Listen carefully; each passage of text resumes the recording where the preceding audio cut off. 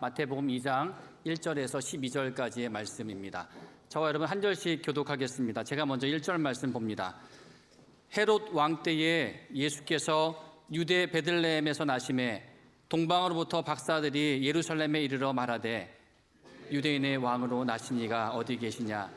우리가 동방에서 그의 별을 보고 그에게 경배하러 왔노라 하니 헤롯 왕과 온 예루살렘이 듣고 소동한지라.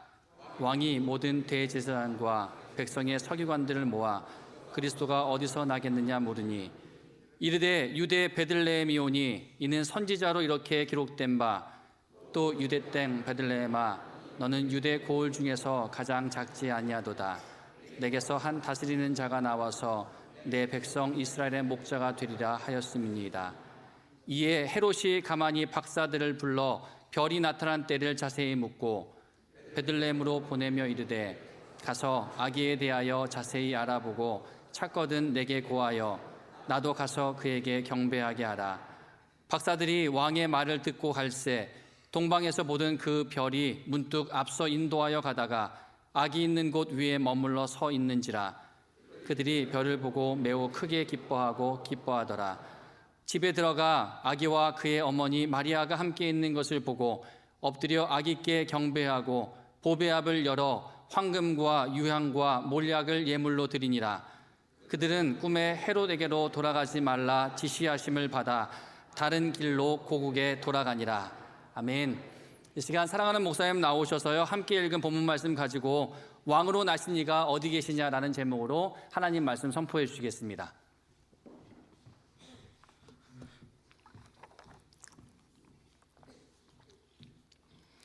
우리 할렐루야 찬양대 참 잘했습니다. 참 수고 많으셨어요.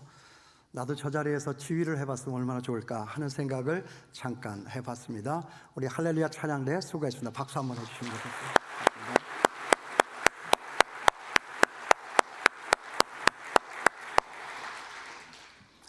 오헬리의 단편소설을 보면 크리스마스 선물이라고 하는 책이 있습니다. 읽어보신 분들 있을 것입니다. 그 책의 원작명은 뭐냐 하면 The Gift of the Magi, 동방박사들의 선물입니다. 원래 크리스마스 선물이 아니라 동방박사들의 선물이다. 여기 등장하는 동방박사, 그 복박사들의 선물이다. 그런 내용이지요. 책의 내용은 이렇죠. 가난한 부부가 있었습니다. 크리스마스가 되었습니다. 서로에게 선물할 것을 생각을 합니다. 너무 가난하니까, 돈은 없으니까 남편은 할아버지가 물려준 아주 소중한 시계를 팝니다. 왜? 아내의 그 예쁜 머리카락, 머리빗을 사주기 위해서. 그런데 똑같은 시간에 아내도 남편을 생각을 합니다. 남편을 위해서 선물을 삽니다. 남편의 가장 아끼고 소중하게 여기는 할아버지로부터 받은 그 시계, 보니까 시계줄이 너무 오래돼서 너무 낡았으니까 저기에 새 시계줄을 사서 붙여주면 얼마나 좋을까 생각을 하고 자기의 머리를 잘라서 시계줄을 사서 선물로 줍니다. 그러고 보니까 이제는 남편이 사준 그 머리빗도 또 아내가 사준 그 시계줄도 더 이상은 필요가 없는 아주 쓸모없는 선물이 되고야 말았습니다. 그런데 여러분, 그것이 얼마나 큰 감동입니까?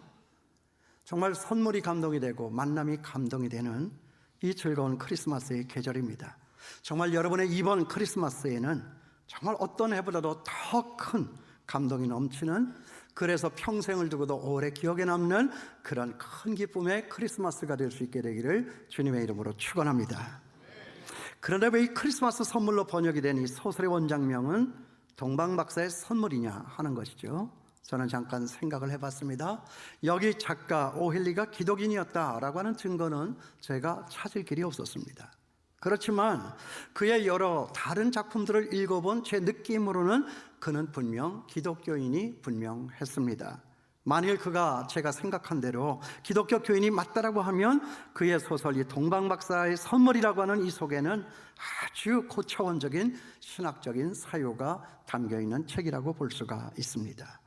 그 고차원적인 신학적인 사유가 뭐냐 하는 것에 대해서는 이 설교의 마지막 부분에 가서 제가 다시 말씀을 드리기로 하고, 우선은 먼저 이 본문 말씀의 주요 메시지가 뭐냐 하는 것을 저와 여러분이 함께 찾아보기를 원합니다.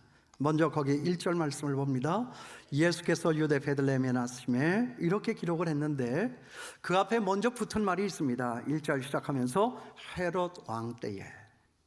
그런데 이 표현이야말로 이것이 왜 이렇게 중요하냐라고 하는 이것은 거기 그 다음에 2절 보면 나타나게 되어 있어요.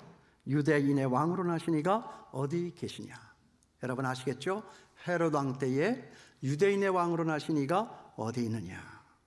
그러니까 여기 이 마태복음의 저자 마태는 바로 그 시점이 우리 인간 헤롯 왕이 다스리던 아주 어려운 때였는데 바로 그 시점을 틈타서 그 시점에서 우리 주님 예수 그리스도가 오셨다라고 하는 이 사실을 강조하기 위해서 여기 헤롯 왕 때에 그리고 그 다음에 유대인의 왕으로 오시니가 어디 있느냐라고 하는 이 말을 덧붙였다. 저는 그렇게 해석을 하는 것입니다.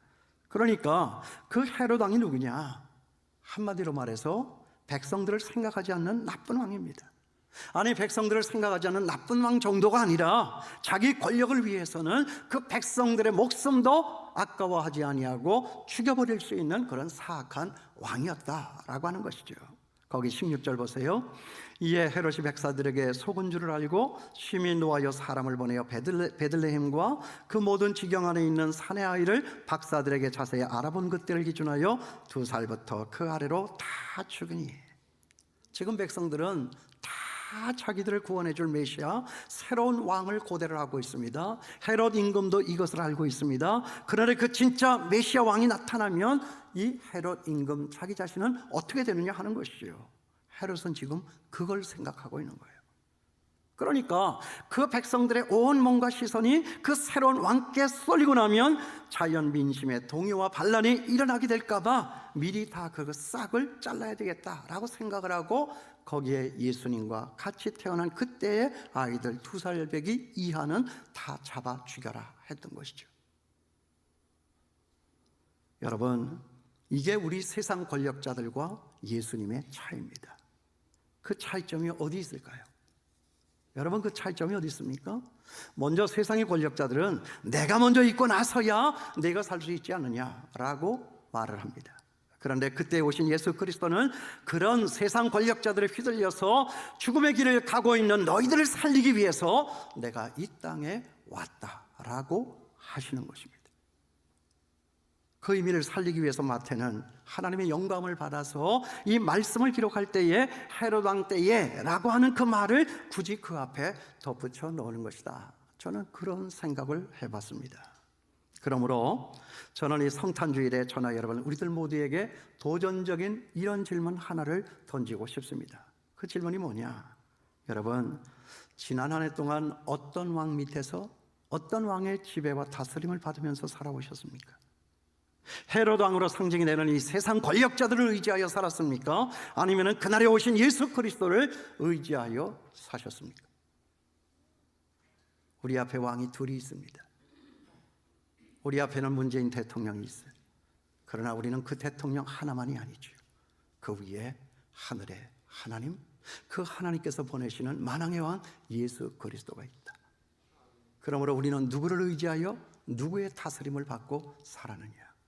이 권력과 저 권력이 충돌이 될 때 우리는 과연 어디에 우리의 목숨을 내어 맡기고 우리의 신앙의 정절을 지켜낼 수가 있겠느냐? 이거 중요한 질문이라고 생각합니다. 아니 그런데 또 생각을 해보면 세상의 권력자들만이 내가 의지할 수 있는 내 삶의 왕이 아니더라고요. 나 자신 스스로가 그 헤롯 왕과 같은 위치에서 내 삶의 왕으로서 살아왔는지도 모른다 하는 것이죠.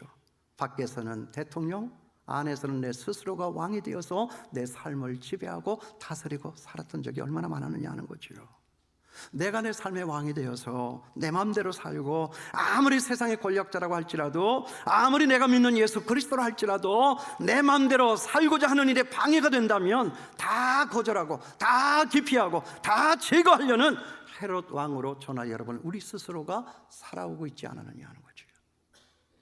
우리는 누구의 지배를 누구의 다스림을 받고 살아왔습니까? 그래서 낭패를 당한 성도님들 이 자리에 있다면 저는 꼭 이 말씀을 드리고 싶습니다. 우리의 삶의 무게의 중심을 정말 인간 헤롯이 아니 나 스스로가 아닌 이 성탄절에 우리를 구원하기 위하여 이 땅에 오신 예수 그리스도에게 우리의 삶의 무게중심을 옮겨 놓으실 수 있는 제가 되고 여러분 될 수 있게 되기를 주님의 이름으로 축원합니다. 세상 왕이 다스려서 되는 거 아니고, 내 스스로가 왕이 되어서 내 삶을 지배하고 다스려서도 되는 것이 아니고, 우리의 삶은 이제 오시는 예수 그리스도 유대인의 왕으로 오시니가 어디 계시냐, 그 예수 그리스도의 지배와 다스림을 받아야 우리의 삶에는 하나님의 나라가 임할 수가 있다는 거죠. 다른 사람을 믿어 살아서도 안 되지만 나를 믿어 살아서도 안 된다 하는 거죠. 이 땅을 살고 있는 모든 사람들이 다 그런 삶의 방식을 쫓아서 살아가고 있으니까 우리가 살고 있는 이 세상이 엉망진창이 된 세상으로 갈 수밖에 없었다 하는 거예요. 모두가 다 왕이에요. 자기 스스로가 왕입니다. 자기가 왕이 되기 위하여서 상대방의 왕을 억압하고 제어하고 제거해 버리려고 하는 흉계가 저나 여러분 우리들 마음속에 있습니다. 가정 안에도 있습니다. 직장에도 있습니다. 우리 사회에도 있습니다. 우리 나라에도 있습니다. 모두가 다 자기가 왕입니다. 그러므로 모든 사람이 다 왕이 되어서 모든 사람이 다 왕이 없는 세상에 살다가 보니까 우리가 살고 있는 이 세상은 이렇게 엉망진창의 세상이 되고 말았다는 거죠. 오늘 여기에 오신 예수는 누구입니까? 우리의 왕으로 오신 예수 그리스도시다. 유대인의 왕으로 오신 이가 어디 있느냐? 정말 이 성탄절에 왕으로 오신 예수 그리스도를 믿고 우리 모두가 다 그 발 아래 엎드려서 그분의 다스림을 받고 의와 평강과 희락이 넘쳐나는 하늘나라에 살는 놀라운 축복이 있게 되기를 주님의 이름으로 축원합니다. 트럼프 대통령도, 시진핑도, 그리고 저 푸틴도, 그리고 아베 총리도, 그리고 저 이북의 김정은이도, 그리고 우리 청와대 문재인 대통령도 모두가 다 겸손히 오신 예수 그리스도 앞에 무릎을 꿇고 그분의 다스림을 받고 온 국민 전체가 평화의 왕으로 오신 예수 그리스도의 다스림을 받으며 살아간다라고 하면 우리가 살 수 없는 일이 왜 생기겠느냐 하는 거죠. 그러므로 이제부터 저나 여러분, 우리가 해야 할 일이 뭡니까? 어려움에 직면할 때, 특히나 여기 헤롯 왕과 같은 세상 지도자들에게 우리가 실망을 느낄 때, 아니 그 헤롯 왕이 더 이상 우리의 삶의 대안이 되지 못한다라고 판단이 설 때, 그때 우리는 어떤 생각을 하고 어떤 삶의 자리로 나가야 할 것이냐. 저는 오늘 여기 동방 박사들로부터 그 삶의 답을 얻었어요. 그것은 뭐죠? 그것은 오로지 오시는 이 예수 그리스도에게만 희망을 찾는 것이다 하는 거예요. 거기 1절 중간에 보니까 동방으로부터 박사들이 예루살렘에 이르러 말하되 유대인의 왕으로 나시니가 어디 계시냐. 여러분 잘 들으세요. 일이 잘 풀리지를 않을 때, 감당할 수 없는 일이 내 앞에 그냥 가차없이 막 들이닥칠 때 오로지 이 한 가지, 하늘의 하나님을 바라다보면서 왕으로 오시니가 어디에 계시냐. 이 질문 한 가지가 저와 여러분 우리 삶의 모든 문제에 해답이 될 수 있다 하는 것입니다. 여러분 믿습니까? 시대가 어려우면 어려울수록 내 몸이 아프고 일이 안 되고 하는 일마다 안 되고 내 인생 이대로가 마지막인가? 라고 하는 회의와 의문이 들 때 왕으로 나시니가 어디 계시냐? 라고 하는 이 질문 한 가지가 저나 여러분 우리의 삶을 바로 다시 세울 수가 있다는 거예요. 이게 우리 인생의 답입니다. 삶이 여러분 어려워요? 자주자주 물어야 합니다. 삶이 여러분 더 어려워지고 있습니까? 더 자주자주 물어야 됩니다. 왕으로 오시니가 어디 계시느냐? 왕으로 오시니가 어디 계시느냐? 이 질문만이 여러분들의 삶의 모든 문제의 해답이다. 오늘 아침 먹으면서 저희 집사람하고 약속을 했어요. 여보, 이제 우리가 서로가 일이 있어서 서로가 이게 전화를 할 때 전화 받는 사람은 꼭 이렇게 먼저 신고를 하고 전화를 받기로 하자. 여러분 군대 가보셨어요? 군대를 가면 전화가 옵니다. 전화를 탁 들면 먼저 하는 얘기가 있어요. 통신보안 이렇게 합니다. 통신보안 상경 남창호입니다. 그걸 따라서 전화가 오면 아내가 저한테 전화를 했어요. 제가 전화를 받습니다. 전화를 딱 받으면 유대인의 왕으로 오시니까 어디 계시뇨? 성실의 남편 남창호입니다. 하고 그렇게 전화를 받자 하는 거예요. 집사람이 저한테 전화할 일이 뭐가 있겠어요? 어려운 일이 있을 때만 전화하는 것 아니냐 그 말이에요. 그러니까 먼저 숨을 고르기 위해서라도 하늘을 바라다보면서 아내의 전화니까 뭔가 도와달라고 하는 일이 있을 테니까 유대인의 왕으로 오시니가 어디 계시뇨? 성실이의 남편 남창호입니다. 무엇을 도와드릴까요? 하고 이렇게 전화를 받을 수 있어야 한다는 거예요. 그래야 우리의 문제가 보이기 시작하는 거예요. 그래야 우리의 문제가 해결이 되기 시작한다는 것입니다. 여러분 한번 해보실 수 있게 되기를 바랍니다. 그럼 이제 그 다음에 왕을 찾는 사람들의 모습이에요. 유대인의 왕으로 오시니가 어디 계시냐? 이렇게 물었던 그들이, 그 동방박사들이 그 왕을 찾았던 그 목적, 이유를 어떻게 설명을 하고 있죠? 거기 여러분 2절이에요. 동방에서 그의 별을 보고 그에게 경배하러 왔노라. 사실 여러분 이 크리스마스라고 하는 단어는 합성어예요. 두 단어가 합해져서 만들어낸 합성어입니다. 라틴어 그리스도를 의미하는 크리스투스라고 하는 이 단어에다가 예배를 의미하는 마스라고 하는 이 단어를 합쳐서 만든 것이 크리스마스입니다. 그러니까 이 크리스마스라고 하는 이 말은 뭐냐 하면 그리스도에게 예배를 드린다 하는 거예요. 최고의 가치이신 그분 만왕의 왕 예수 그리스도에게 우리의 최선을 다하여서 예배를 드린다. 이것이 바로 크리스마스다. 그런 의미에서 저는 이번 크리스마스는 진정으로 예배드리는 그런 크리스마스가 될 수 있게 되기를 주님의 이름으로 축원합니다. 가만히 생각을 해보니까 원통해 죽겠어요. 아니 왜 크리스마스인데 그리스도는 사라지고 잊지 않는 산타클로스 할아버지가 와서 산타마스로 만들어버리고 루돌프는 또 그게 뭐라고 또 하늘을 난다고 루돌프가 하늘을 떠돌아다니면서 루돌프 마스를 만들어버리고 요즘에 여러분 아시죠? 우리 부모님들 고통받고 계시죠? 애들이 초등학교 1학년, 2학년 들어가기 시작하면 이제 터닝 뭐예요? 메카 변신 로봇 마스가 되어버리고 말하느냐 하는 거예요. 이게 5만 원이래요.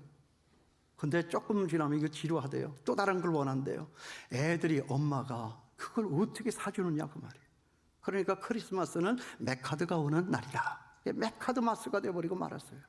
언젠가 보니까 제가 신세계 봉투 보니까 그 신세계 백화점 봉투에 뭐라고 써있냐면 메리 신세계 마스 이렇게 하고 써있어요.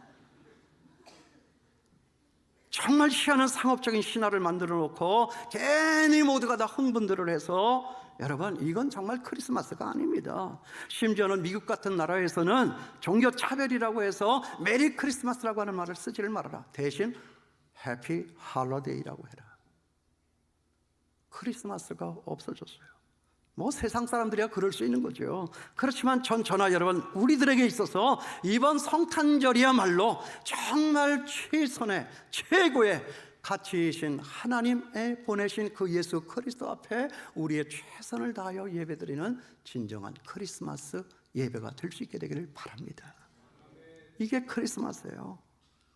여러분 그 동방에서 온 박사들이 죽음을 무릅쓰고 그 먼 길을 달려와서 주님을 뵙기를 갈망했는데 여러분 그 이유가 무엇입니까? 첫째는 예배드리는 것이고 그 예배 속에 뭐가 있어요? 11절 말씀해 보니까 집에 들어가 아기와 그의 어머니 마리아가 함께 있는 것을 보고 엎드려 아기께 경배하고 그 다음에 뭐예요? 보배합을 열어 황금과 유황과 몰약을 예물로 드리니라. 예물을 드리고 예물을 드리기 위해서였다 하는 거예요. 여러분 저는 여러분에게 묻습니다. 이 크리스마스에 저나 여러분 우리는 누구를 예배하고 있습니까? 누구에게 우리의 이 헌금, 이 예물을 드리고 있습니까?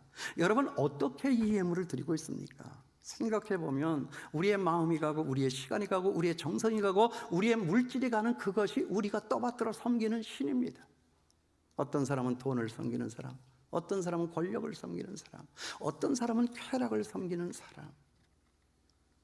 여러분의 시간이, 여러분의 물질이, 여러분들의 관심과 정성이 어디를 향하여 무엇을 겨냥하여 어디에 쏟아지고 있습니까?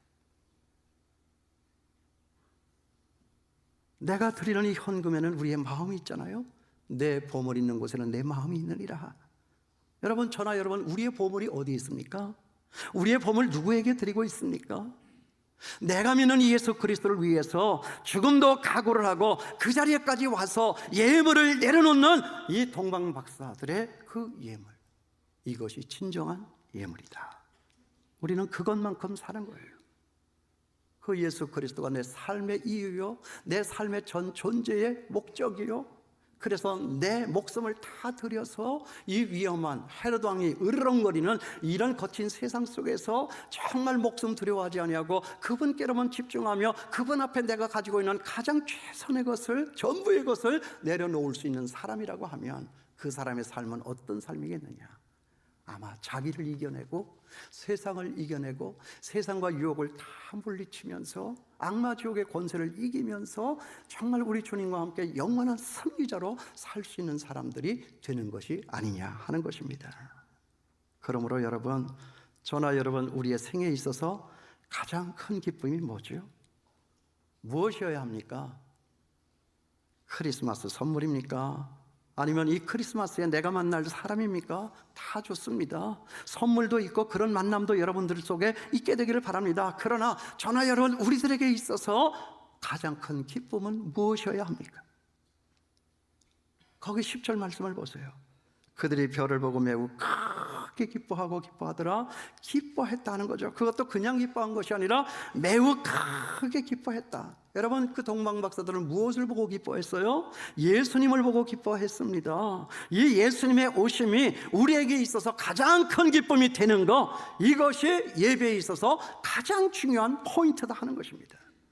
오늘 여기에 오신 예수 그리스도를 영접하고 그분을 경축하기 위해서 예배드리러 여기 나오신 여러분, 여러분들 마음속에 지금 이 현재적으로 가장 큰 기쁨이 무엇입니까? 무엇일까요? 그런데 우리 한국교회가 잘못한 것 중에 하나가 이거예요. 뭐 한국교회가 잘못한 게 아니죠. 목사가 잘못했고 여기는 제가 잘못했습니다. 이 기쁨도 알기도 전에 뭐예요? 한국교회는 선물부터 가르쳤어요. 그리고 만남부터 가르쳤어요. 그리고 헌금부터 가르쳤다 하는 거예요. 여러분, 이 시간에 저는 분명히 여러분에게 부탁드리고 싶은 것이 있어요. 예수님이 오신 그 기쁨이, 그 기쁨의 소식이 무엇인가 라고 하는 것을 여러분들 모르신다라고 하면 오늘 헌금하시지 말길 바랍니다. 교회가 어려운 건요, 돈이 없어서 어려운 게 아니에요.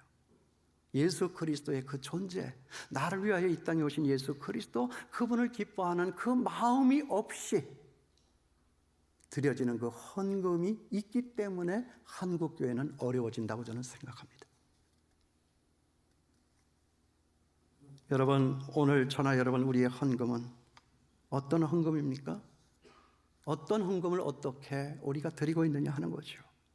유대인의 왕으로 오신 이가 어디 계시냐?